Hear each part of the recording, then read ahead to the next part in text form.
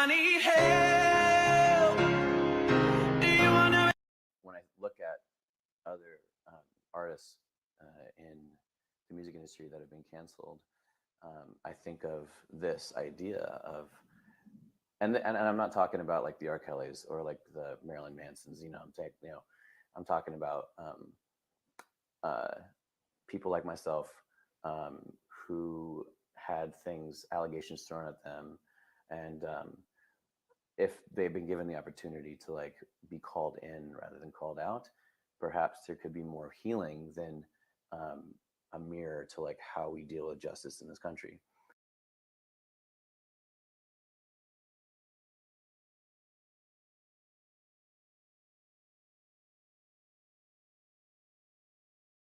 About as well, especially when the enemy is internal, because the tribalism, you see tribes relatively all the time, they're splitting off, fracturing. This group was against that group, but now this part of that first group is part of another part of that same first group, and that seems to be a very good way to waste the time of a country in not making progress towards anything meaningful culturally by constantly just repeating similar cycles and fighting against itself.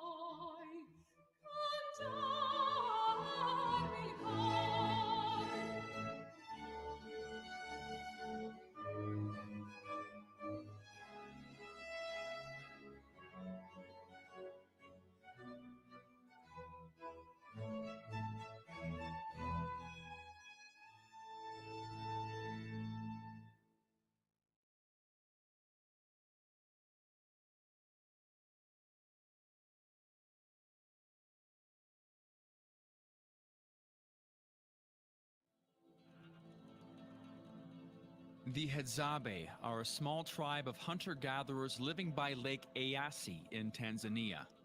They are some of the last true hunter-gatherers left on planet Earth and are under threat of disappearing. There are only about 1,500 left.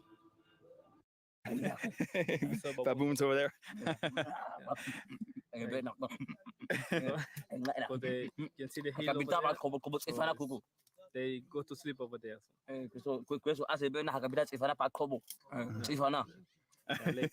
That's good. I ask, what happens after you die?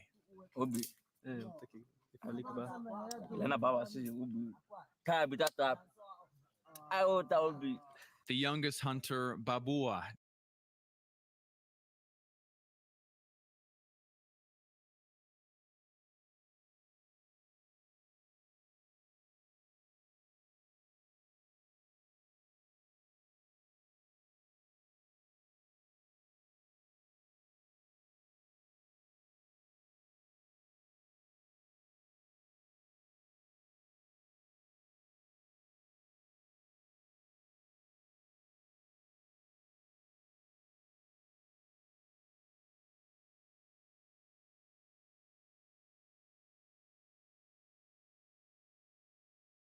And I think that I started feeling that same kind of way about mental health, I guess you could say, is that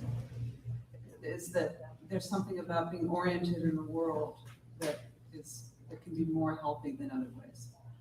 I don't know how else to put it, and I was kind of developing that in my mind, I guess you could say, exploring spirituality very seriously, and it seemed to be an antidote to, it seemed to contain with it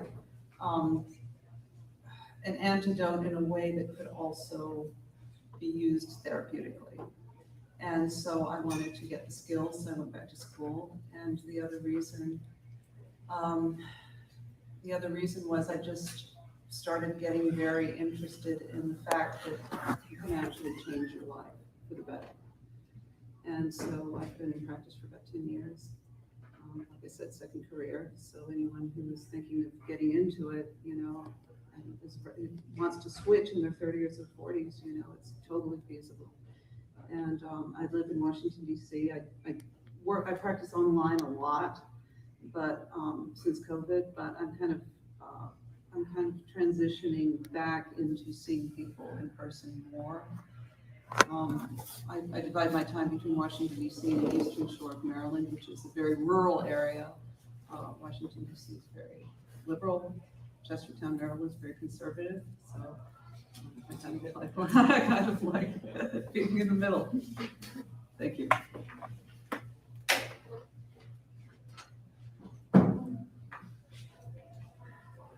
So my name is John Van Donk. I am a certified mental patient. And my role in this session is to show people how to hold the mic to their mouth so that they can be heard. And beyond that, I can only tell you that once upon a time, I was married to a licensed marriage and family therapist. She concluded that she should not be married to me. So it was her professional opinion. and she stuck with that. But we're friends now, so I can say this. And even if she were to find out that I said it, it would be all right. How do I get one of those mental patient certificates? I have monetized that. All right, so I would like to pick up on what you just said, John. Thank you for saying that. That's something that's beautiful about what you've done at this conference already is tie together the threads that we're all interested in your own person.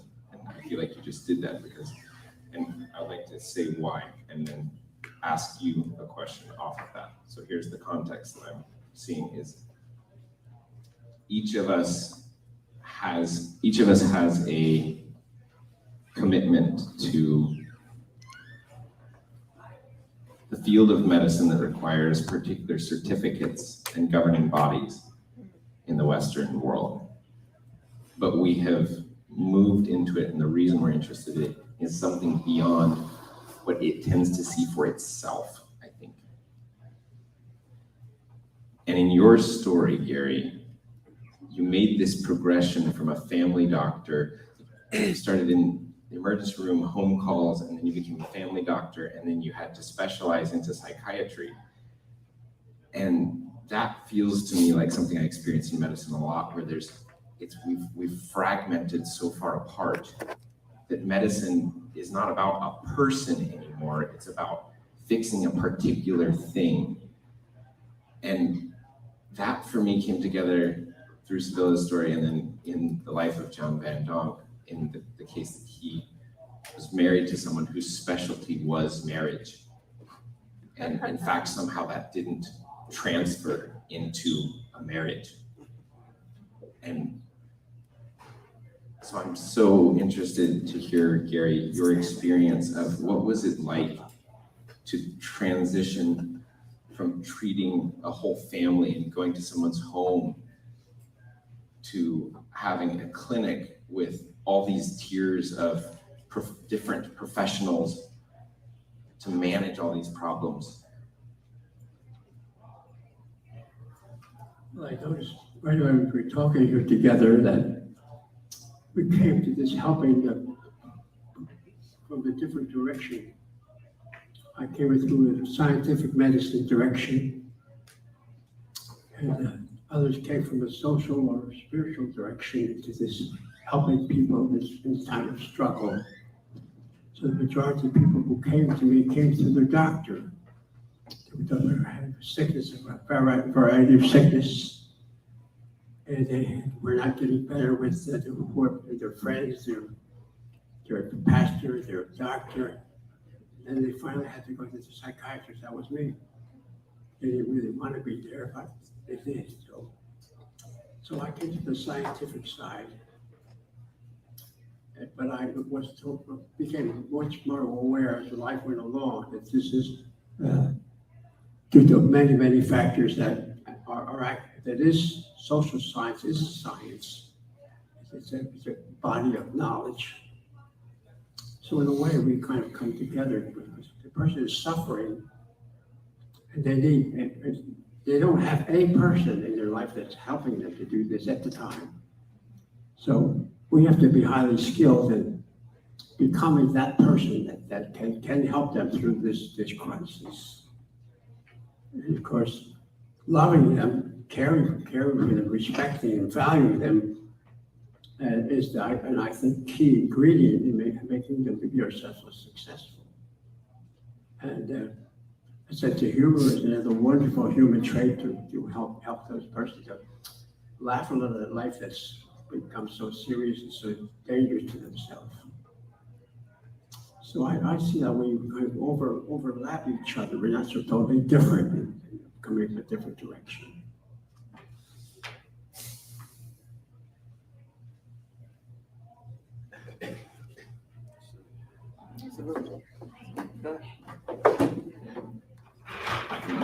You need more mics. You get 2 more mics. No, I'm just kidding. There aren't mics. Well, my training with psychoanalysis, all of those lessons that I learned, I found that the patients weren't interested in that very much. And then within two years, or perhaps less, they had no interest in those kinds of things. They were talking about with ordinary language and with ordinary. So they were dealing with social things that had nothing to do with Father Sigmund or those folks. So I became really, in a sense, non-scientific as far as psychiatry was concerned. My training was. I first felt at times that maybe I was just a glorified bartender. There was actually a book that I read. It was called Rent-a-Friend. The book didn't sell very well. The psychiatrist wrote that book, but it was good stuff. Become a really special friend. I'm sure that each of you working with people, you find that you become a very, very special friend. And there's a lot of love in that friendship, a great deal of love in that friendship. This person also wants to be loved. They want to be loved and valued and respected. They've been short on that in their lifetime. And as you become good at loving and caring and sharing, befriending, you'll find it very successful. So I think that the power of loving in all of its variations is the key factor in getting better. So I want to make sure I'm getting this from you, that what made the difference was the ability to love. Perspective. Most people don't have perspective. The average person has no perspective. They live in a world of perception, how they perceive the world around them. Most individuals, at least that's what we learn at CIA, individuals live with a frame of reference around themselves. They're the center of the movie. They're the star of the show. They're the center of the universe. That is an inherently human thing to do because humans in our evolutionary process and the pink matter that is our brains, we're always worried about survival. We've never outgrown that. The technological development and the technological evolution of the world has happened exponentially.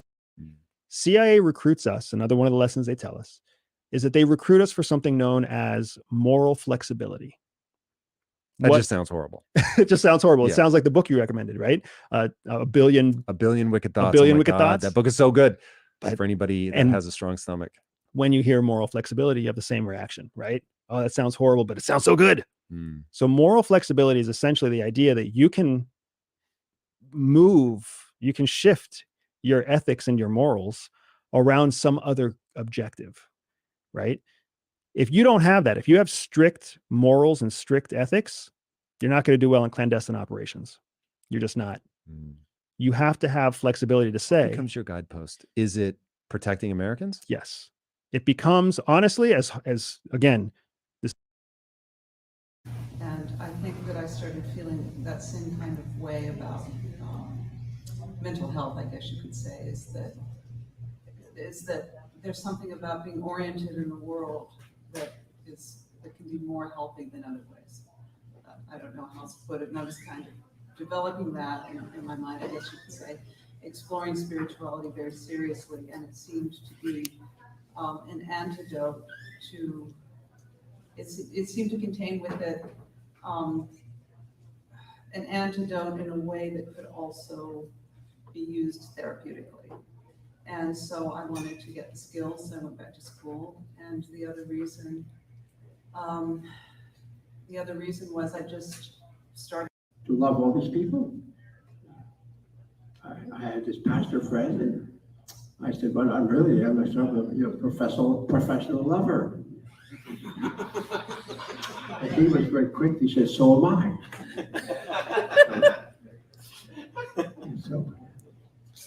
And of course, I always, whenever possible, weave humor. I'm not very humorous myself, but I ask them to bring me jokes, because nobody tells psychiatrists or jokes. So I encourage them, bring a joke in about, of course, they always bring a psychiatrist joke, I have to be put down, So that laugh together is a very healing force, Yeah. So I get to laugh at their troubles and they go. Oh, now we're talking. Yeah. Jay Adams, of course, knew the will of God, or he at least was able to point people to the will of God and told them that if they would correct their lives according to these principles, their problems would be over. And he actually practiced that way. There still are a few people left in Southern California who do this kind of thing. I know some of them, and that scares me. So that would be the kind of transcendence that I would be afraid of in the mental health profession.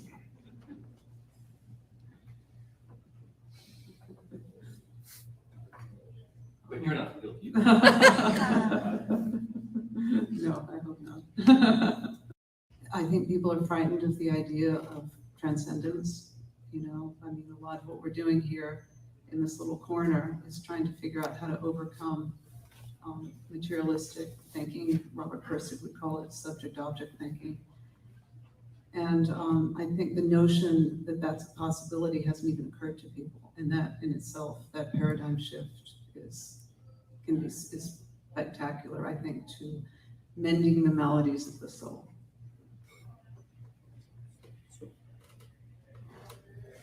So some people are afraid of the transcendent. But I also know that some people are afraid of therapists because of that. Because you were gracious enough, and I appreciate that, and I know where Gary generally is coming from, all great admirers of Carl Rogers and unconditional positive regard. But when I was in seminary, I had to write a paper contrasting Carl Rogers with, anybody know? Anybody know who is the obvious counterpart of Carl Rogers? Sigmund Freud. Maybe, but no. Your mom? How about if I say, how many of you know, how many of you know this name, Jay Adams? Oh, now we're talking. Yeah.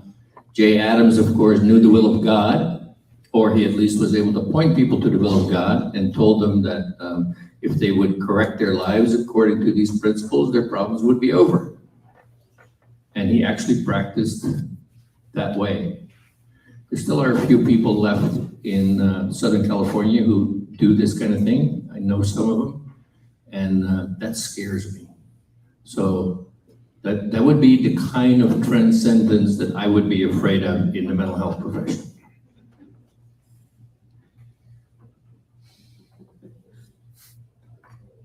But you're not guilty. No, I hope not. Can we ask questions? Yeah, absolutely, absolutely. So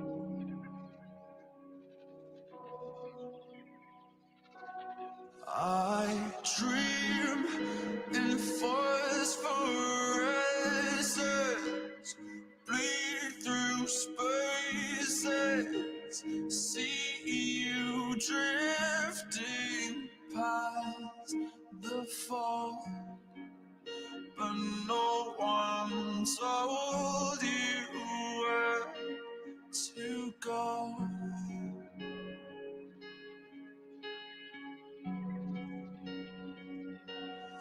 We dive through crystal waters, perfect oceans, but no one told me not to breathe. And now the weightlessness recedes.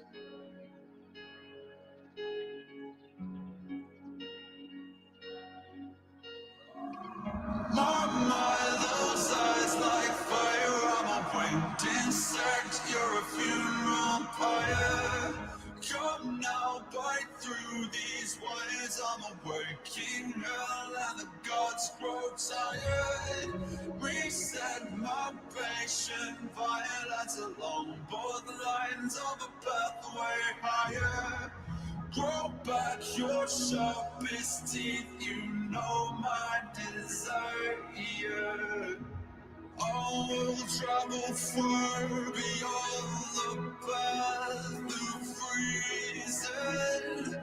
Take me back to Eden, take me back to Eden.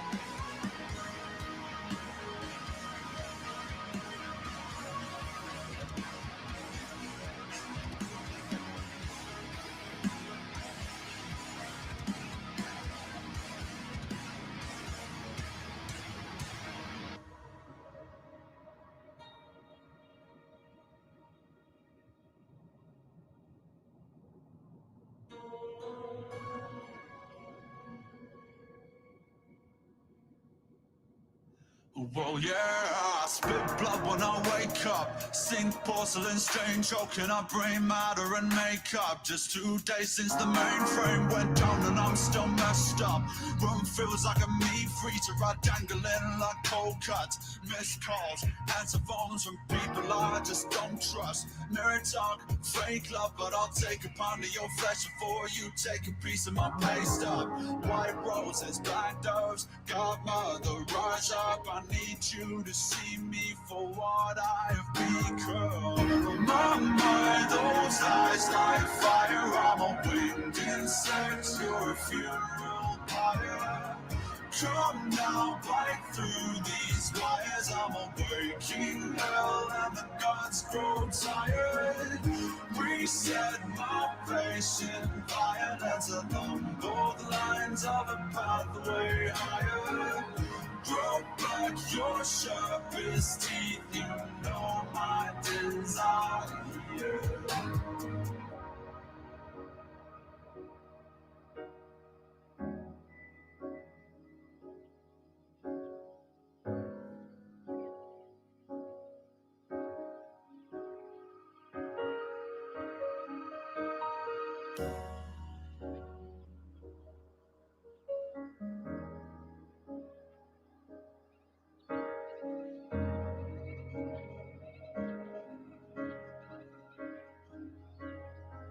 I guess it goes to show, does it not, that we've no idea what we've got until we lose it.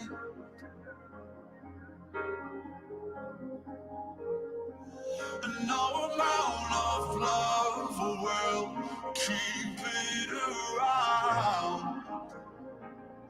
if we don't choose it.